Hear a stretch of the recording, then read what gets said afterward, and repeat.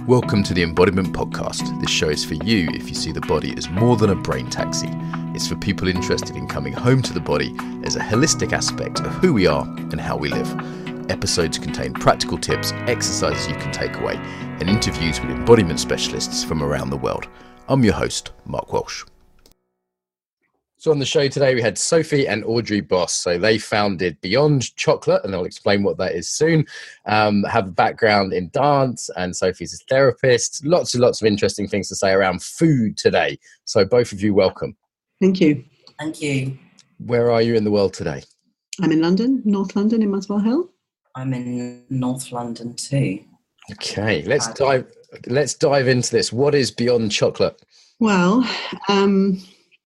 in my early 30s, when I was about 31, 32, and I was the fattest I'd ever been and the most miserable I'd ever been in my relationship with food, I realised that I could not spend another day obsessing about what I was eating and how I was looking, because I had spent my whole life from when I was 14 years old obsessing about my weight, and then as I got older about my diet, trying to be not only as thin as I possibly could be, really, but also healthy, trying to have the perfect diet.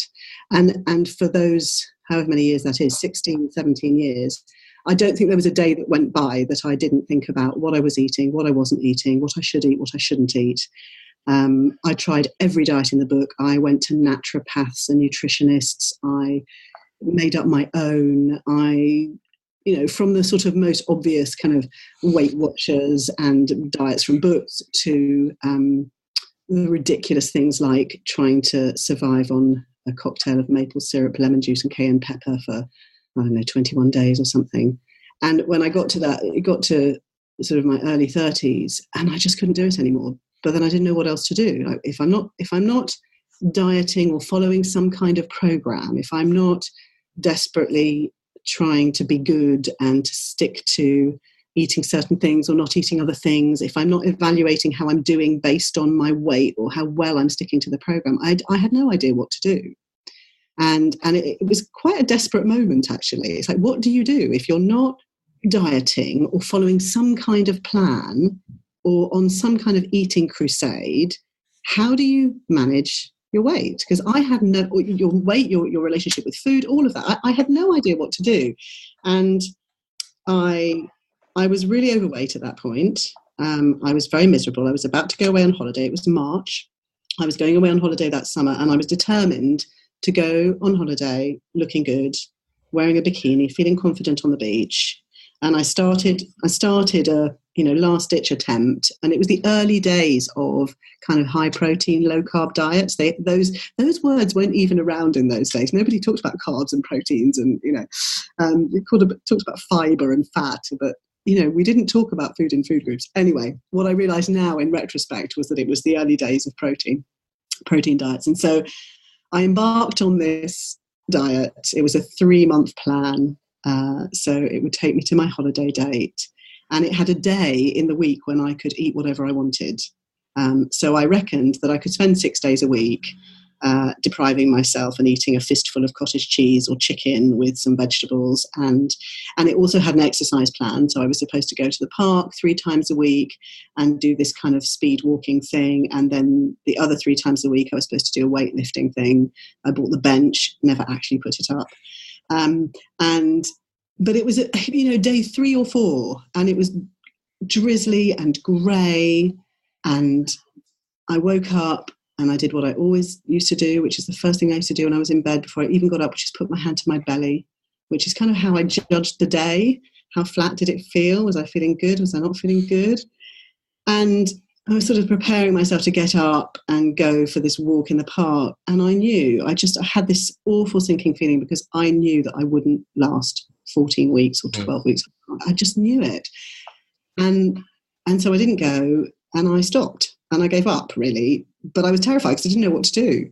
I knew that there was no diet I could do. By then, even though in the early days I had gone on diets and been quite successful, I was quite good at dieting, actually. Sometimes, I remember first going to the naturopath, who said to me, cut out dairy, wheat. What else did I have to go? Dairy, wheat, all sugar, the nice things usually, right? Wine, Nightshades. coffee, caffeine. This was towards the end. What's that? Nightshades. It's like potatoes, tomatoes. No. It wasn't that restrictive. I think I could still eat nightshades, but all the obvious stuff. And I actually lasted on that I did it for about a month. Until I just couldn't bear another date, or like a sweet date or a fig or a nut, and I just wanted a piece of chocolate. I just wanted a really nice coffee. But in the early days, I could do Weight Watchers. I got the gold card. I got down to my target weight. I maintained it for 6 weeks. I got the gold card, but it didn't matter how long I managed to stay on these diets, whether they were weight related or health related. And often, if I was honest, it was a bit of both. Have you ever heard of Fit for Life? Do you remember Fit for Life? No, what was that? A government scheme? No, in the 80s, it was this book about food combining and not eating proteins and carbs. Right. Okay, the Atkins kind of stuff. That was the answer. And I, even if I lasted on these things and lost weight, which often I did, I would last on them for a while, whether it was, 2 months or even longer, even 6 months. And inevitably, I would put all the weight back on and then some. And so that March, when I decided that was it, I wasn't going to do any of these things anymore. And I did go to the beach in a caftan, feeling rubbish about myself. But knowing that I had to do something different. And maybe that was it. Maybe if I was just willing to risk looking like a house, I don't know. Maybe I would just have to risk it and just see what happened. And I went on holiday and I was feeling really miserable. And it was a family holiday with Audrey. And Audrey had left a book lying around by a great author called Janine Roth, who I don't know if you've heard about. She's an American author who's written some wonderful books on eating. And it was called Breaking Free from Compulsive Eating. And what's really interesting was I looked at that and thought, well, I'm not a compulsive eater. That's not my problem. I just need to get a grip. I need to know how to have a good, healthy diet, move more, eat less, and that's it, really. But I was so desperate, I read it anyway. And actually, it really spoke to me, because what it taught me for the first time was that actually all these programs, all these diets, all these sort of magic solutions were actually causing the problem. Yeah. And so I stopped. Sorry, you were going to ask me something. Yeah, no, I want to jump in and bring Audrey in a minute as well, and just slow this down, because I feel like jump right into it. And this is really, and first of all, food. This is a topic we're all interested in, right? Everybody eats, and so many people are either emotionally overeating, they're dissatisfied with their bodies, they've tried diets that aren't working, they're maybe, it's guys that say, I don't want to diet, but there's something I need to change something. So there's this topic that's really juicy for, I think, all of us, and also, a lot of pain around it. So just want to acknowledge, anyone listening to this, it's okay, this podcast can actually bring stuff up, right? How many of us have looked at ourselves in the morning and just felt fat, or feeling unsexy, or whatever it is, because of all the body image stuff. So Audrey, can you bring out some of the themes here, because this story of your sisters is not atypical, right? What are some of the themes that emerge in your clients when you're coaching people around this, but you hear in this story of your sisters? I think Sophie's story, and I know because we're sisters, so we have a similar one, different, same, like many people. And I think, like many people, it all starts off, what I see is it starting off very early on in childhood, when children are put on diets, or even if they're not put on diets, what they witness is their parents having this kind of obsessive behavior, labeling foods as good and bad, being really worried about their kids getting fat, and it being seen as one of the worst things that can happen. It's one of the last taboos is weight stigma, and I see this children all the time being weighed in schools. So it starts really early, especially with girls, but I know more and more kids on diets, right? That's a thing. So I was put on my first diet when I was 11 by my mum, and that's quite late by many standards. Right. A lot of kids, they were put on diets when, from the age of 4, 8, already they were being told to cut out stuff, to eat less, being shamed into eating. So what happens when we're told that food is good and bad? We grow up not trusting our bodies. Yeah. Our bodies innately, we do know how much we're hungry for, what we're hungry for, when we've had enough. But when kids are not given the choice, when their food choices are policed all the time, they start to lose that trust, that innate kind of wisdom the body has to regulate appetite and to regulate, taste, and so we develop cravings. We also start to eat in secret. So this fuels a lot of overeating and secret eating. People call this all sorts of things. Like we call it overeating. We like that.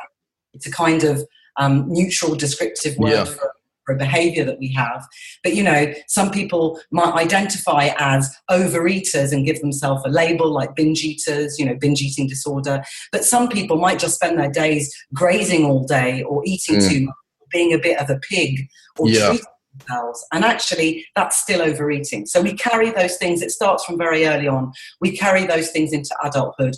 Often when we get to the teenage years, it's not so much a family thing anymore, but it becomes a peer thing. Social media, we're told, we're surrounded. We live in a society where we're surrounded by images of thin, white, taut, perfect, flawless women. We're told that this is what we need to be. Well, I'm white. I've got one of those down. So, one of those down. The others are tricky for me. But as a bloke, you live in a society where you're told you need to be ripped. The six-pack. Or they call one of the young men I've worked with call it being hench. That's what they call it now. And when you're 12, you're a 12-year-old boy, you're not going to be hench. I'm relatively kind of stocky and muscly now in my 30s, but that just wasn't available to me, in my teen years for sure. So before we look at the themes are those, and then of course we've got the whole bit with movement where we're told we need to exercise more and we need to go to the gym, and we approach fitness and exercise programs in exactly the same way as we approach diet. I've got to do this, it's got to hurt. There's a right way of doing it. I'm either doing it or I'm not doing it. And what's really insidious about all of this is that it's presented as health. It's healthy to be slim. It's healthy to exercise. And actually, it's so intertwined with actually how we look and how we feel and body image, which has nothing to do with health. So even those people who are really trying to eat the perfect diet and have a really clean, healthy diet, underneath it, there's also a body image agenda. Yes, I see that in the yoga world, but we'll talk about this. So before we get to some of the things you have worked, just because it's the Embodiment podcast, right? Let's look at the kind of relationship to the body as being primary here, which I know that you work with. So what I heard you say there is that by people disconnect from this very basic body sensation of like, am I hungry? I was eating something the other night. I was eating a bowl of cereal. It was only an hour or two after I'd had dinner, and my wife just said, "Are you actually hungry?" And I was like, "No, I'm not." And what I realized, slightly embarrassingly as an embodiment teacher, there was a lot of times I was eating when I wasn't really hungry because it was breakfast and I thought I should, or it was emotional. I'd had a hard day and I was tired and I was just looking for that emotional hit. And what I realized is that diets were very hard to keep to, or just healthy eating, because it was the psychology that was involved. It was my relationship to my body that was involved. It wasn't like I didn't know that I shouldn't eat, I don't know, a huge portion of chips or whatever it was that wouldn't be so helpful for me. But it was the fact that there was this emotional side, and it was fundamentally disembodying to keep denying that basic urges that were there.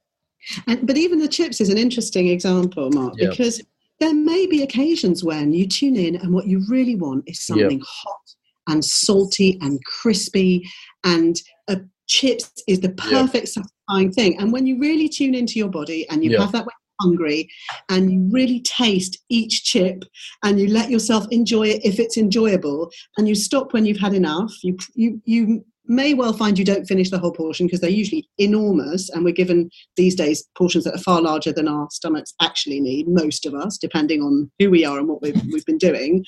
But even those chips, that concept somehow that we shouldn't eat chips. Yeah, it's from the mind, right? It's from that concept, it's from here. Whereas actually I'm going, all right, we've been running around, my body's needing that. It's kind of a cold, dark day. Maybe that's just exactly what I need. Exactly. And I think you're right. It's that we disconnect from our bodies in every way. We don't ask our body. We don't pay attention to our bodies to know if we're hungry, if we're enjoying the food, if it's satisfying, how much is enough, how it feels after we've eaten it. So the tuning in is the key thing that you teach people to work with, right? As I understand it, that's like tool number one in your course. Indeed. It's the basis of, it's a snapshot, isn't it? It's like a micro meditation. People are always asking, so, what is mindful eating? And mindful eating isn't sitting there eating a grape with a chopstick. That's slow, Buddhist-y. That's the gimmicks.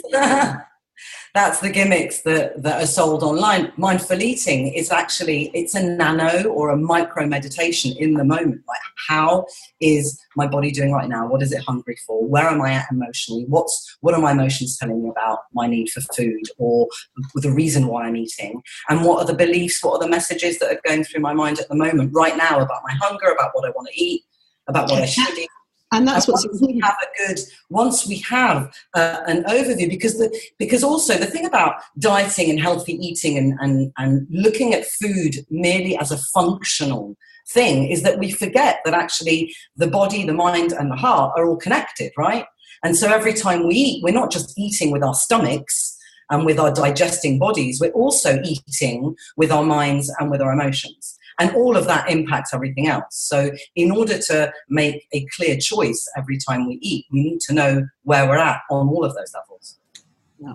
Great. So the key thing is listening to the body and actually going, am I hungry? What am I hungry for? Before, during, and after, like, hey, am I satisfied? Like, one thing, because you've coached me, Audrey, and one thing you taught me is like, okay, am I actually satisfied right now? Like actually starting to notice those difference between being full and being satisfied. I can eat bowlfuls and bowlfuls of limp, watery, undressed salad and get up from the table and be stuffed to bursting and be so dissatisfied if that's not what I want. If what I want, for example, was chips. So we can be full and not satisfied. And what I know about that from personal experience is that when I'm full but I'm not satisfied, then I get the munchies and I want something nice. And something nice can look like 10 trips to the fridge to slice off bits of cheese, or it can look like, 5 trips to the cupboard to get a biscuit, 2 biscuits, 3 biscuits until the packet's gone.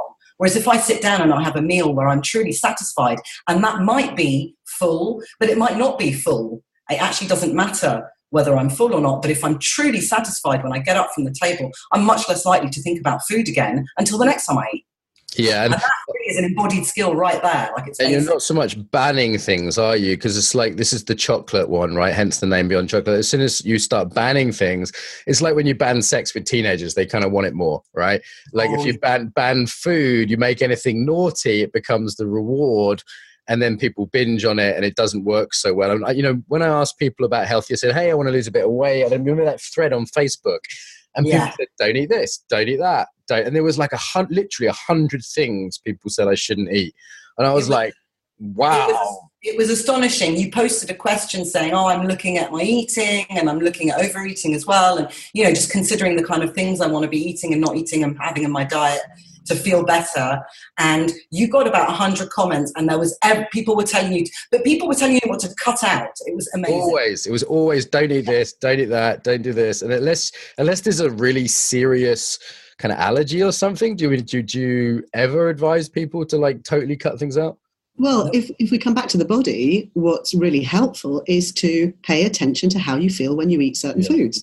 So yes, if there are foods, even if you don't have an allergy, if you genuinely recognize that when you eat X, Y, or Z, you don't feel good, and you know that, not because it says it in a book, not because somebody told you have an intolerance, not because this food has a bad press, but because that's your genuine experience, then yes, you might choose to eat it less. Yeah, like I get a bit sleepy when I eat a lot of bread, so I generally don't do it during a work day. But actually, in the evening, it sort of doesn't really matter if I'm just going to sleep anyway.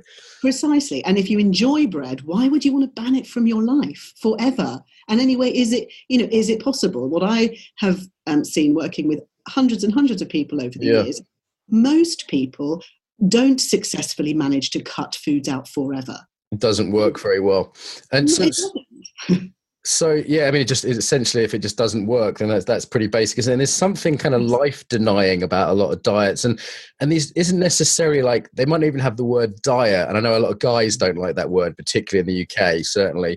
But for example, I know a lot of yoga people who are like very, very healthy, supposedly, but it's almost Victorian.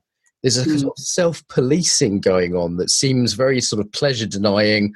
and life denying, even if they're, you know, having vegetables and green smoothies all the time. Yeah, I think that's a really worrying trend. And well, I mean, it's been going on for a while now, where we're moralizing people's choices. You know, we're ascribing a moral value to the diets that people choose to adopt or not. And I think that's really dangerous, because food is just food.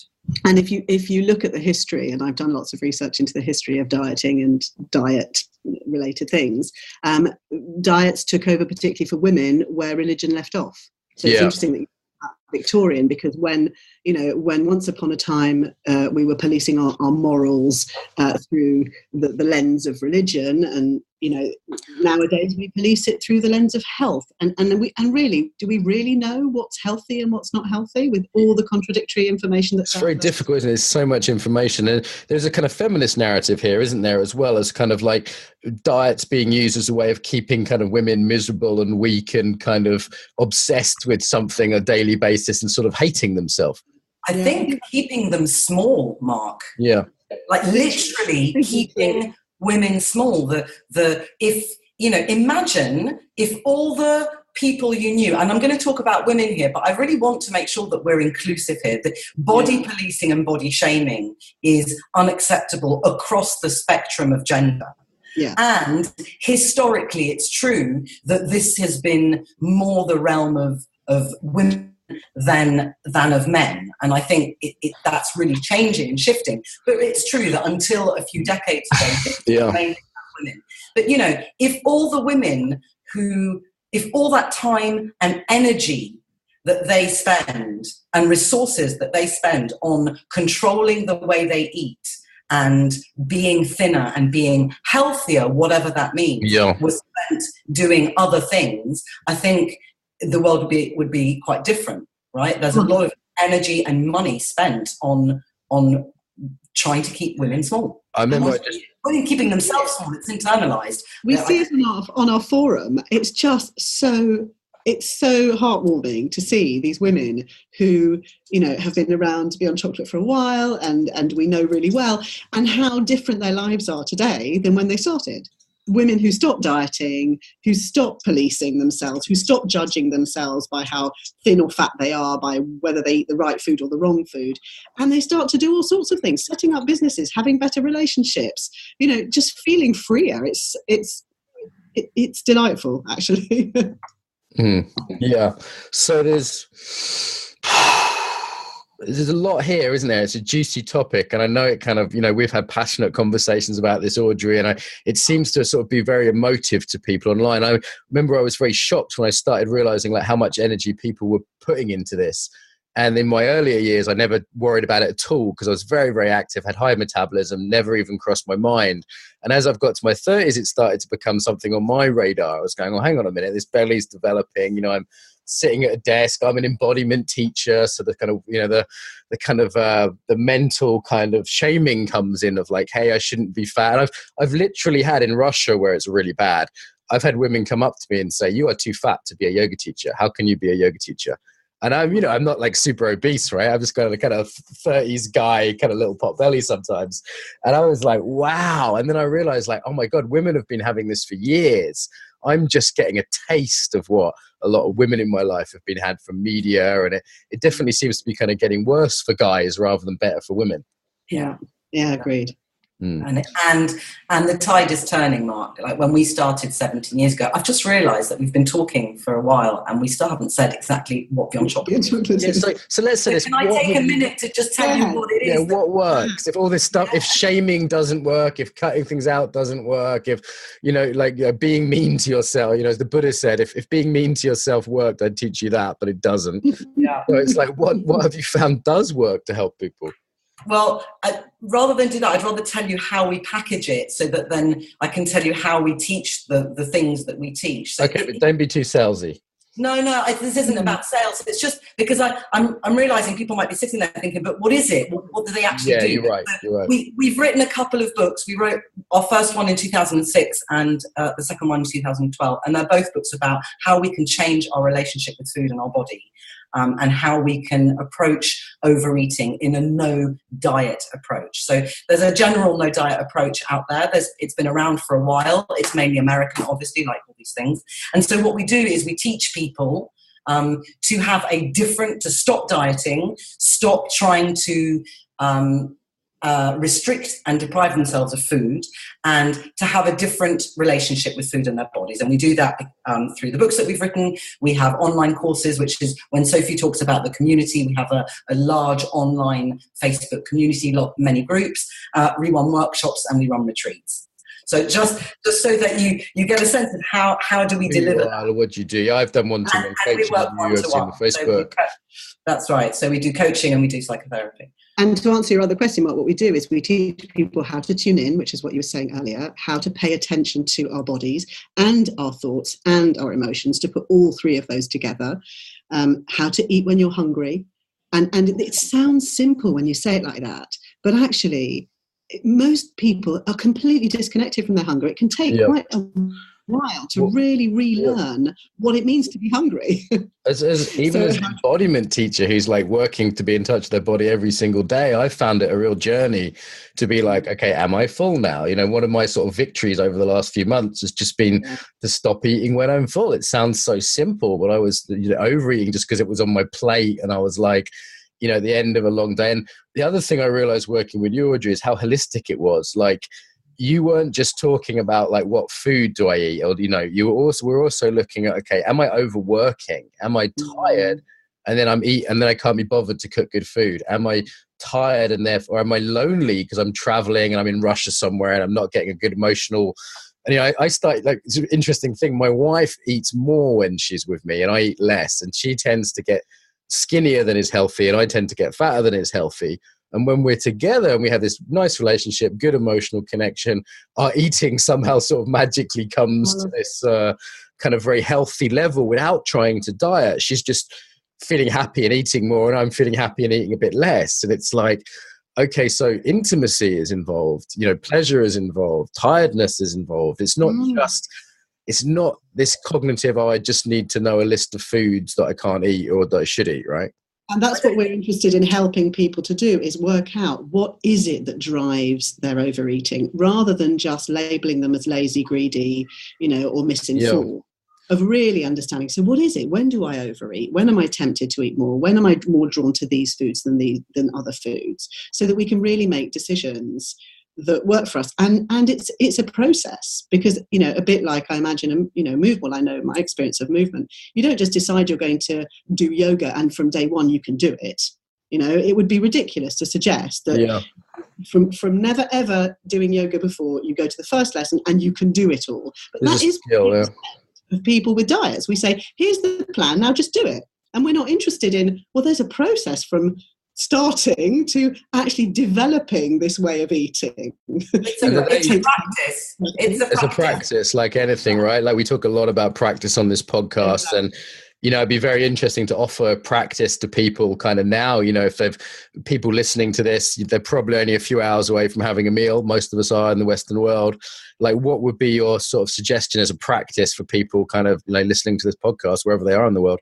Yeah, I would take a few seconds, and really when I say a few seconds, I mean a minute, and you can time this on your phone so that it doesn't feel like a drag, to, before you eat, to tune in and see if you can see what your body's telling you about your hunger right now, your physiological hunger. Like, what are the signs, the physical signs that you're aware of that signal hunger or lack of hunger?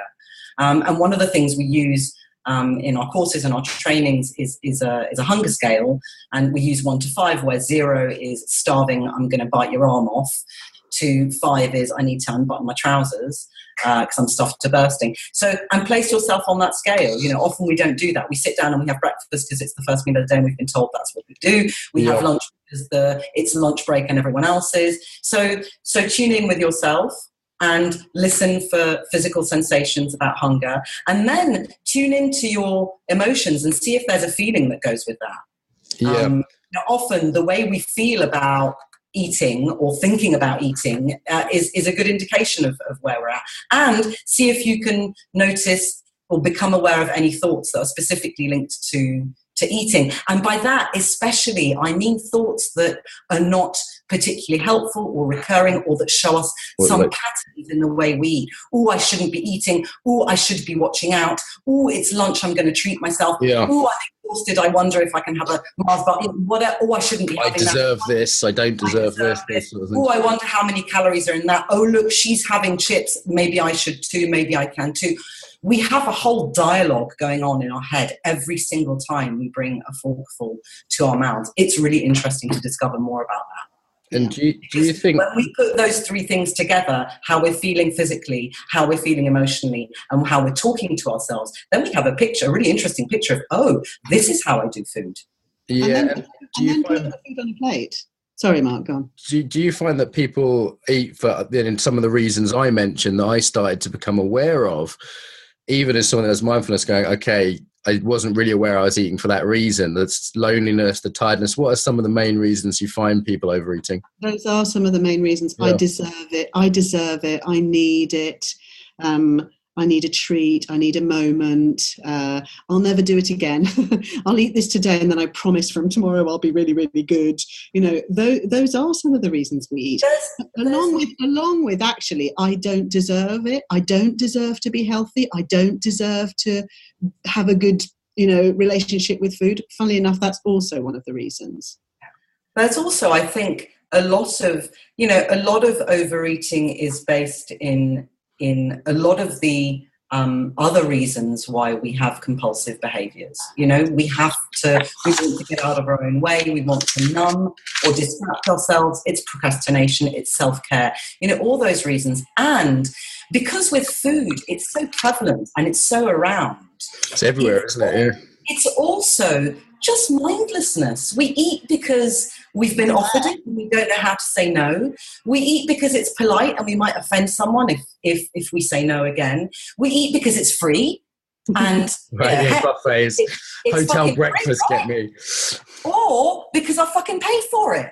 Right. So I'm paid for an all you can eat, so I'm going to eat all I can eat, right? So it's not only issues that are based in trauma and abandonment, and wounds that we carry often from childhood. It's also, and I don't want to use the word bad habits, but I'm not quite sure, maybe Sophie can come up with a better word, but it's also habits that we've developed over a lifetime. Or, every time I sit down and switch on the telly, I've got to have a little bowl of peanuts or a little bowl of crisps or my bag of Haribo, not because I'm feeling awful or I've had a terrible day or I'm brokenhearted or I'm lonely, but just because when I sit in front of the telly, I like to have something to nibble.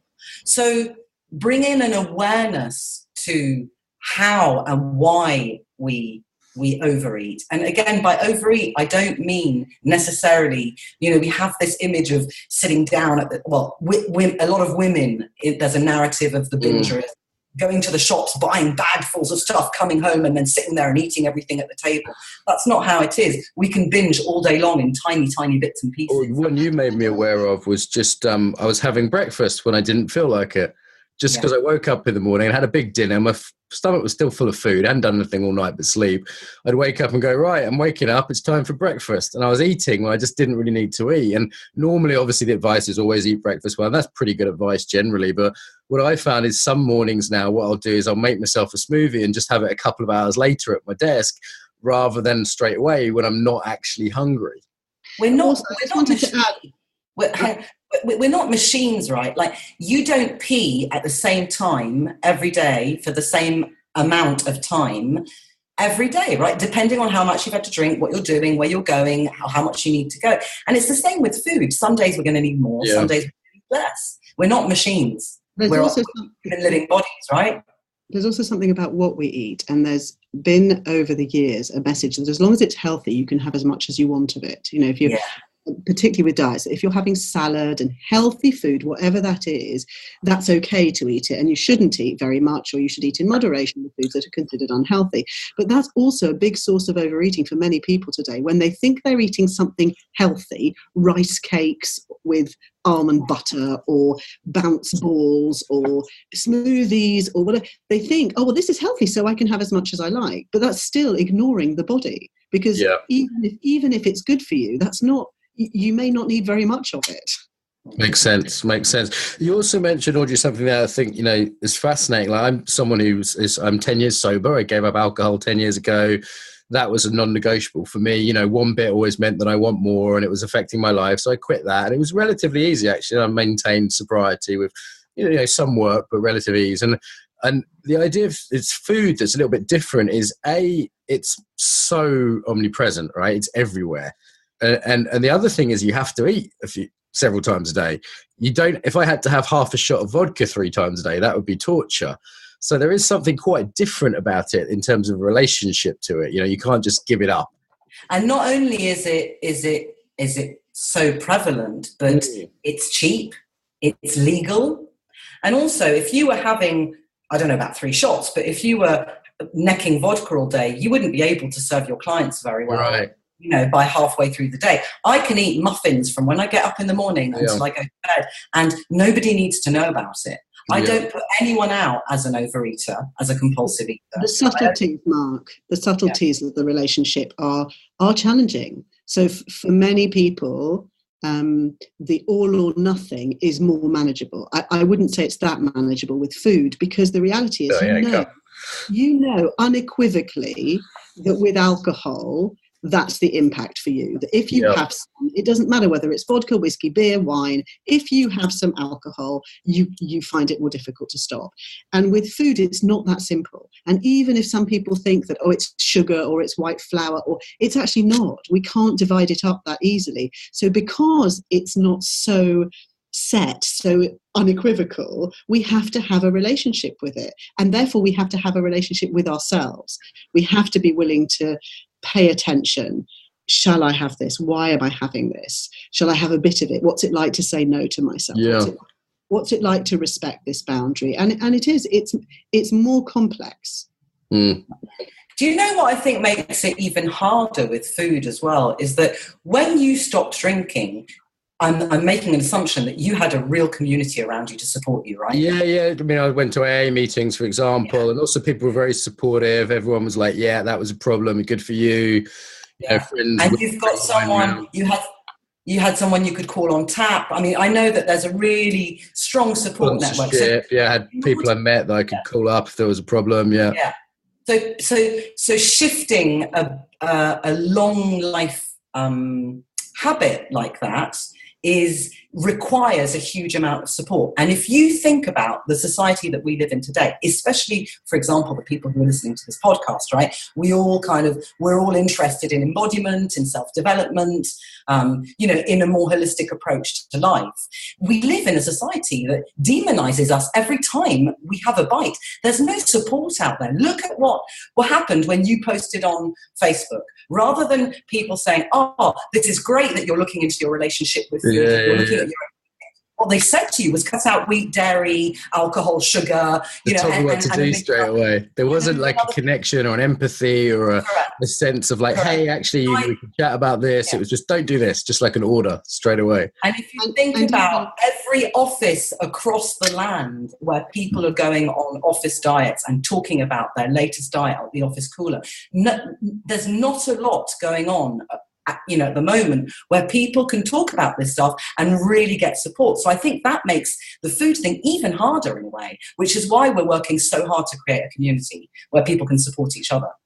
And even though there is support within the 12-step program, Overeaters Anonymous exists, it is very rigid in terms of what you have to stop eating. Yeah. And I would say that there isn't really any basis, in fact, that is actually what everybody needs. That, as I say, it's unequivocal. If you have struggles with alcohol, it's just alcohol, and you stop alcohol or drugs or whatever. But with all the other programs, sex and debt and food, it is much more complex. Yeah.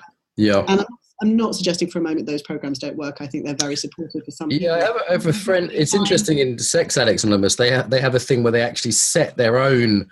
I forget what they call it. They call it like bottom lines or something. So I know in Food Addicts and Overeaters Anonymous, it's like you can't eat this. In the Sex Addicts, they say, well, my thing is porn. I don't do that. But or someone else might say, well, it's okay for me to use porn occasionally, but I don't know, sleep with strangers. So they kind of make their own lines with it. which is a bit different. And this is the way we do it. We encourage people to work out, what are your food values? That's what we call them, your food. What are your food values? What do you feel good eating and not eating? So I'm not suggesting that no one should say, I don't eat this or I don't want to eat this food. But when it's rooted in true values that we've thought about, we've checked out physically, emotionally, intellectually, then we're much more likely to be able to hold ourselves to them than when they're values that are imposed by someone else and that we don't relate to in any way. Yeah. I'm imagining there's people listening to this who just go, wow, I've never thought about food this way. And I remember this was my first thought when I, as a teenager, started talking to some of my female friends. I was just like, wow, you think about this a lot, you know? And in a way, for me, it's like getting over that obsession as well, right? So it's not just constantly a big deal. Yeah. Because once you've worked it out, it's like I'm imagining you don't have to obsess about alcohol anymore. Once you've worked it out. Yeah, it's not something I think about a lot. Yeah. Once you've worked it out, and it's a process, but once you've worked it out, once you've taken the time, and it takes an investment initially of time and energy, but once you've done that, it becomes easier and easier. So diets get harder and harder. You know, when you start one, sometimes it can be like, yeah, I'm into this and I can do it, and then it just gets harder and harder and harder. This way, our relationship with food is hard to begin with. Again, it's a bit like an embodiment practice. It's quite effortful to begin with, and then it gets more comfortable, more familiar, you know, muscle memory, mind memory, all of that. And we know how to do it without obsessing about it. Yeah. And it takes continued practice. Just in terms of like things else, so we found, you know, we talked about checking in with yourself, your body being the primary thing. Obviously, this is why I invited you onto an embodiment podcast. Do you know what I mean? Because it seemed like that was your central method. This is why I think someone recommended you to me, Audrey. I was like, someone said, okay, you're a body guy, you should speak to this person. You know, I'd already become aware that sort of diets weren't very helpful, or, you know, give me the how of someone told me don't eat this, but I'm like, well, how? It tastes really nice and it's everywhere, you know. You talked about checking in and scales, talked about community, you know, it reminds me of Gabor Mate talking about addiction.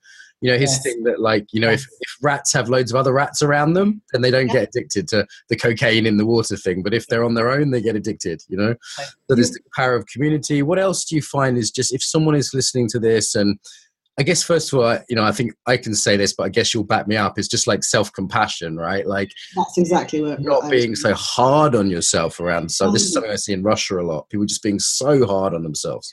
Kindness works miracles.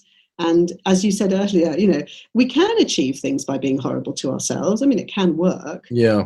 But kindness and compassion goes much, much further. In the long term, I find it doesn't work very well, right? It's like a rebellion against the inner tyrant. Indeed. So kindness and compassion are a huge part of how we work with women. And I know that what happens then is that they're kind to each other. So it kind of spills out. It's really lovely. We've been talking about some of the gendered stuff, haven't we, Audrey, as well? Like you kind of said, have a look at my program online and give me, because it's really designed for women, but now more and more men are interested in being a bit healthier and, you know, I think even less likely to sort of stick to diets. And so we were talking about some of the gendered stuff, and maybe, you know, some stuff here is a little different across the genders. I think it is a little bit different, but at the end of the day, we work together, and what we saw was that the tool that we're looking at, you know, tuning in, pausing, which I think you call centering, we call it pausing, which is giving yourself an opportunity to come back to base before you make a decision or before you step forward to the next thing. You know, how to soothe ourselves. These are all things that actually, as long as you've got a body, it doesn't really matter what, you know, bits are attached to that body. You can do these things. So it's true that our languaging and some of our approach might be more suited to a feminine approach, but actually I think this goes across the board. And the concepts are sort of universal, aren't they? But some of the languaging and things like that was a little different. And what's really interesting is I hope it's okay to say this, but we were talking about, I think in one of our sessions, about you having like and I called it a self-care. I said something about a self-care kit. Self-care kit. A self-care kit. And you were like, what the heck is that? And actually, when we packed it, what we looked at was, I'm often in hotel rooms in strange countries at the end of a long day. I'm often tired, and actually food is a really good way of rewarding myself, winding down for the evening, you know, before I go to bed. And what we got to was that actually there might be other ways that you could look after yourself that didn't always involve involve food, right? And so it is also just a way of a terminology. I call it a self-care kit. That might not land very well with you, but actually the philosophy behind it was you were completely on board with that. You got that immediately. Yeah, how to meet those needs in other ways other than overeating in sort of NVC terms, right? The kind of meeting the needs with different strategies. Especially nowadays, I think men, are no longer immune to that. And I really want to make a point that if you are living in a female body, it is still harder for us because there is so much prejudice against women's bodies in general and against fat women's bodies especially. Yeah, it's if you look at kind of media or Hollywood or what's considered okay, it's like if you're a guy and you're successful and you're clever, it's sort of not that big a deal if you're fat. Whereas if you're a woman, it's still like way bigger a thing, right? Well, that's the only thing that gets talked about if you're a woman. The first thing that will be commented on if you're a woman is your physical appearance, whereas with men, not necessarily. I don't think anyone was worrying about Harvey Weinstein's extra, stones in weight. What they were interested in was his power and his money and his position of influence. So I think that's what's interesting to look at. We're also, we have a business and actually we are activists. We're on a political mission to change culture around weight and around especially how women are body policed and body shamed. Yeah. Yeah, there's been a big movement in this in the yoga world as well. The kind of, all yoga teachers. If you just Google, and anyone can try this listening, Google like yoga journal or just Google yoga into Google and on the image search. And what will come up is just a whole load of slim people, nearly all white, nearly all female in their early 30s. There's a kind of ageism in there too normally. And it's like, that is just the image of it on the magazine covers, I remember challenging someone on this and then run a major magazine in the UK. And he was there with his teenage daughter and I, happened to be at a yoga show. And she was kind of like a kind of frumpy, normal looking English 15-year-old. And she certainly didn't look like the girls on the magazine. I said, look, hold up the magazine. I said, what is the message this gives your daughter? I really challenged him on it. And he was like, oh, she knows that that's just your business and yoga and they're not really real. I'm like, yeah, but that message is going in every single day, every time she goes past the magazine. All the time, yeah. And there's a whole part of our program that we haven't talked about actually, which is the body image stuff. And one of our principles, which is own your body. And we look at that also in depth. We can't look at changing our relationship with food if we don't also change the way we look at how we relate to our bodies and how we manage weight loss and what that looks like. And that's a huge part of the program as well. And it needs to be addressed because children as young as this 15-year-old are being taught you don't have a body. And I come across this when I do courses on attraction, and people are very, very worried about their sexual attractiveness. And I'm like, look, if you've got confidence, if you're juicy, if you're open, if you're fun, that's way sexier than the skinny girl or the skinny guy who hates themselves, It's like that's, I've proved that. It's like that's not the thing that makes you, even if that were your only motivator, being attractive to other people, you're still doing it wrong in terms of thinking that skinniness is what leads to that. Okay, so we're nearly on time. Any concluding comments about food or the body? Any messages? We've suddenly gone mute from not being able to shut up. We've suddenly gone. I was going to say, you're both from a Jewish background, right? And I'm from an Irish background. So, three of us just talking over each other the whole show. I hope it hasn't been overwhelming. There's some cultural conversation factors at play there. But actually, it's interesting. Just briefly, we had several Jewish people on the show. And I'm right, you're from a Jewish background, right? Yeah. There does seem to be a slightly more body and pleasure accepting in that religion than there is in Christianity and Islam. Yes or no? Depends on the Judaism, perhaps. Pleasure in food, for sure. Okay. Yes. Pleasure in food, but served with a good dose of guilt. Oh, okay. So there's still the guilt. Okay. It's good to know that you guys aren't immune to it either. Absolutely. So final positive. I made this because I love you. Are you going to eat it? Love me? I've come across that in Israel. Yeah. If you don't eat this, you don't love me. That's a heavy one, isn't it? Culturally, the Russians have that too. Yeah. That's a big one. Yeah. Okay, so different cultural factors there, but still some tricky ones. And any final messages in terms of relationship to the body or food from either of you? Well, I would say that in order to have a healthy, balanced relationship with food, we need to be focusing on what you guys focus on, which is the body, but in a holistic way, rather than on how it looks. When we are deciding what to eat simply based on how we're going to look if we eat that food, what weight we will be, or whether it's considered healthy or not, we're in a trap. So the challenge is to focus inwards, to really pay attention to our bodies, to what our bodies are telling us, and to listen more. Great. I have a message of hope to close on, Mark. Cool.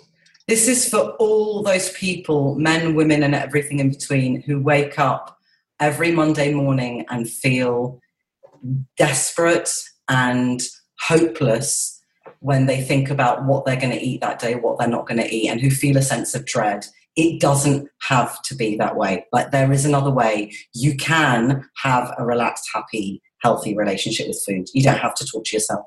And your body. And your body. My message to the embodiment teachers is it's okay if you're not immune to this too. Like, feeling like because you're a yoga teacher or a dance teacher, you should be beyond all this stuff. I feel like I've come out of the closet a bit and said, you know what, I've had some problems with this. I'm working with it. There's definitely kind of growth there, but it's like, don't think that you're a body person. You'll be immune to these kind of challenges in society that are there, and they're there on a sort of societal level. So we're caught in that too. And it's nice to know that once again, embodiment is primarily the answer here, but a slightly different take on it than jumping around in yoga class. So really enjoyed that. Last of all, where can people find out about you? They can find out about us online at Beyond Chocolate, all in one word, .co.uk, or on Facebook. We have a page and a large group. Come and find us. We're Beyond Chocolate. Great. And when we put these, if you guys listening to the podcast could just listen to on iTunes, go to the website of the main website. If you Google the Embodiment podcast, it will come up, and all the links are on there, so you can just go straight through with all the links. Both, thank you. I know you have to go now, so thank you both very much. Thank you, Mark. If you enjoyed this episode, subscribe to get more. If you'd like to help us build the Embodied Tribe, leave a review on iTunes or share this on your social media. If you're interested in training globally, sign up to receive the newsletter at embodiedfacilitator.com. Until next time, welcome home to the body.